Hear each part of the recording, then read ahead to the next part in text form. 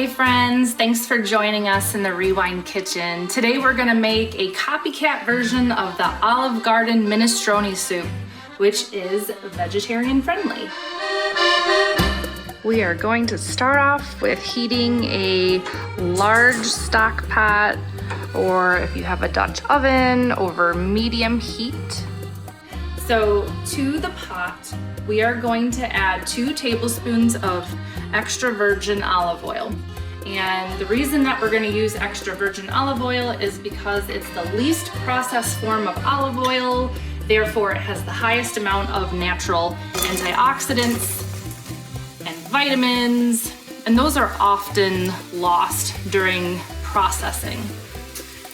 So there's definitely more nutritional benefit compared to regular olive oil, but extra virgin can be a little bit more expensive. We're gonna also add a cup of minced onion, which is about 1 small onion. If you have a large onion, you could potentially cut it in half. And then we're gonna also add a 1/2 cup of chopped zucchini. If you can't find zucchini, you can use yellow summer squash.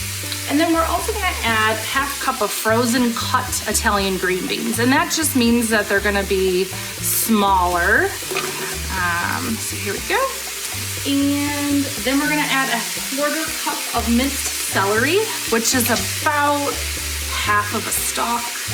And then also 4 teaspoons of minced garlic, which is about 4 cloves. So we're gonna stir this together. And we're gonna saute it for about 5 minutes or until the onions look a little translucent. So while that's cooking, I can entertain you with some fun nutrition facts about onions and garlic. They're part of the allium family, along with shallots, leeks, and chives. And this family of vegetables have antioxidant, antiviral, and antibacterial properties. And these immune boosting veggies are a great way to get some extra nutrition during cold and flu season. And who doesn't like a hot bowl of soup during the winter months? This smells so good.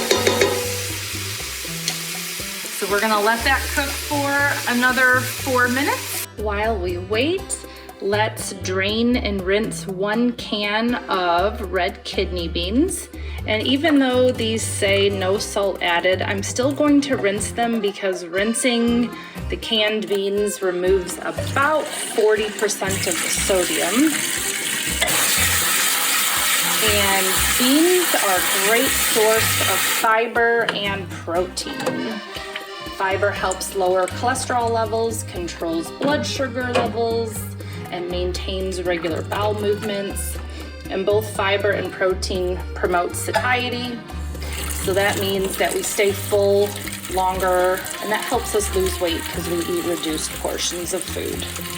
So here's our drained and rinsed dark red kidney beans. I also rinsed a can of Great Northern beans. If you don't have the Great Northern beans available, you can use any white bean that you have on hand, which could be something like a cannellini bean.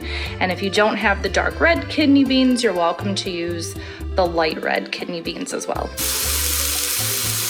It's been about 5 minutes, so now we're going to add 4 cups of unsalted vegetable broth to the pot. And we're also gonna add our drained and rinsed beans. The American Heart Association recommends a daily sodium intake of no more than 2,300 milligrams and an ideal limit of no more than 1,500 milligrams per day for adults with high blood pressure. And even cutting back by 1,000 milligrams a day can improve blood pressure and heart health. Give this a stir. So now we're gonna continue with the party. We're gonna add a 14-ounce can of no salt added tomatoes. And unlike the beans that we drained and rinsed, we're not gonna do that with the tomato. And then I also have a 1/2 cup of shredded carrots. You can also julienne them. You can buy these pre-shredded if you don't have time to shred it yourself. And the nice part about tomatoes and carrots actually is that they have higher nutrients when you cook them. So carrots have higher levels of beta carotene, which ultimately is great for eyesight, and tomatoes have higher levels of lycopene, which is great for heart health. Now we're gonna add a whole bunch of spices and herbs. I have 2 tablespoons of fresh parsley. Then we have a tablespoon and a half of dried oregano, 1.5 teaspoons of salt. So we're making an effort to drain and rinse the beans to get rid of sodium, use the unsalted vegetable stock, but we do have a little bit of sodium in here.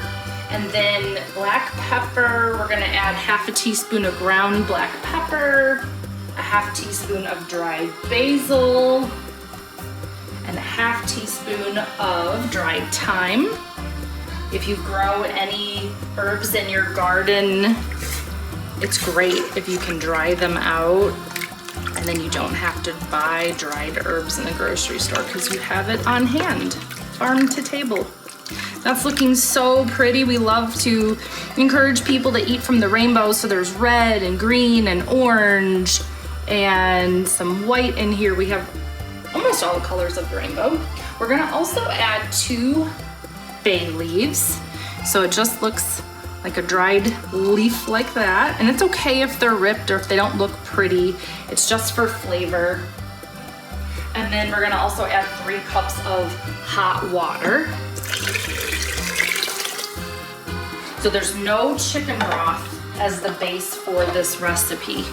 It is veggie broth. So this is vegetarian friendly, vegan friendly. We're going to bring this to a boil.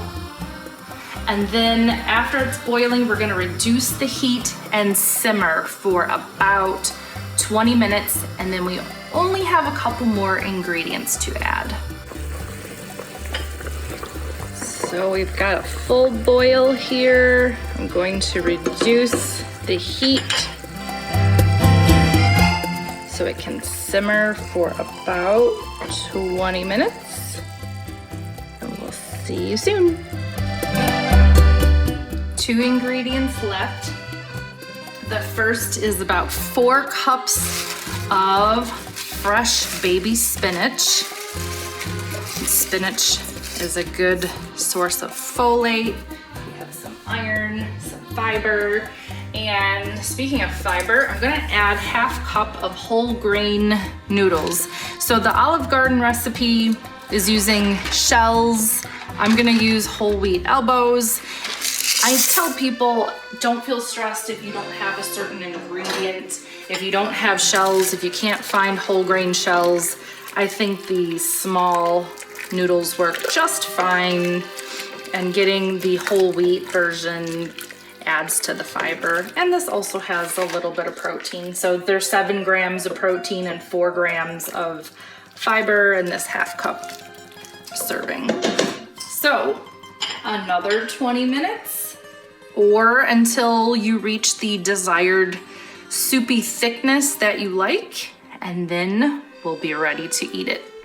Our soup is ready to serve, and I have portioned out a 1 cup serving in this bowl, and it's 138 calories, just under 3 grams of fat, 6 grams of protein, only 180 milligrams of sodium, 6 grams of fiber, and 20 grams of carbohydrate.